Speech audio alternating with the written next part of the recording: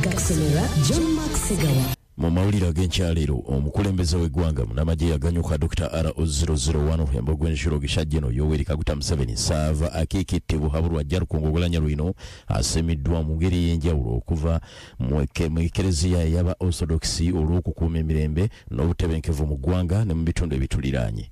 Ku mukolo ogwategekeddwa mu disitulikiti y'e Sembabule okuggulawo mu butongole ekereziya ya St. George and Andrew Apostles Church wamu n'essomero lya senior mu disitulikiti mu ggombolola erw'emyaga mu disitulikiti y'e Sembabule, Pulezidenti Museveni yaweereddwa omudaali olw'obukulembeze obulungi n'okukuuma emirembe era ng'omudaali guno gwakwasiddwawo mu myuka we retired Major Jessica Epero Arupo agumutwalidde maka g'omukulembeze Entebbe.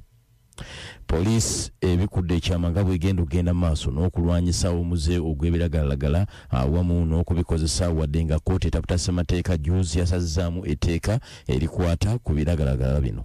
Omwogezi wa poliisi wano mu ggwanga Fred Nanga agambye nti tebayinza kutunula butunuzi ng'abantu bakozesa ebiragalalagala ate ne bivaako ate emize emirala. Ekintu kyagambye nti bagenda kukirwanyisa nga bakozesa etteeka ekkadde erya National Drug Authority erya 1993 olw'ensonga libawa ebbeetu okukola omulimu ogwo.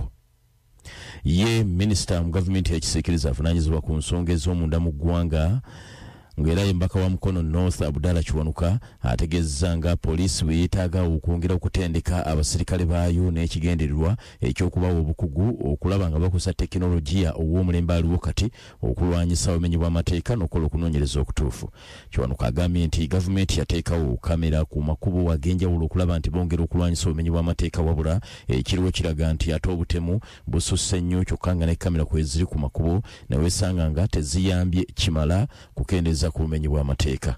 Kiwanuka agambye nti abapoliisi bateekeddwawo okwongera okutendekebwa mu tekinologiya ono ow'omulembe kiyambeko mu kulwanyisa emisango gino kyokka ye owa Bale County Charles Tebandeke n'agamba nti ettemu erisusse ensangi zino livudde ku kuba nti poliisi bw'etandika okunoonyereza tefulumya alipoota ku ebyo bye beenoonyerezaako.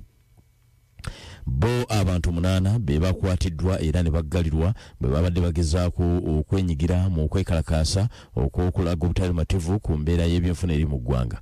Fred Nanga agambye nti bano bakwatiddwa okuva mu bitundu okuli Lugala mu division y'e Rubaga, Bwayise mu Kawempe nga bagezaako okuteekateeka enkuŋŋaana zino ez'okwekalakaasa awamu n'okwokya emmotoka za gavumenti ku makubo ag'enjawulo awamu ne ku police station ez'enjawulo. Kino kiddiridde poliisi okuyiwa basirikale baayo mu bitundu by'eggwanga ebya Kampala n'emiriraano eby'enjawulo okulaba nga abantu beenyigira mu kwekalakaasa okwabadde kutegekeddwa olunaku olw'eggulo okulaga obutalumativu ku mbeera y'ebyenfuna etatambula bulungi. Banaffe bwe gatyo ge gabadde amawulire gaffe ag'essaawa eno mbaagaliza olunaku olulungi n'okola obulungi emirimu gyammwe nga mukyatuwuliriza. Nze John Maxigawa.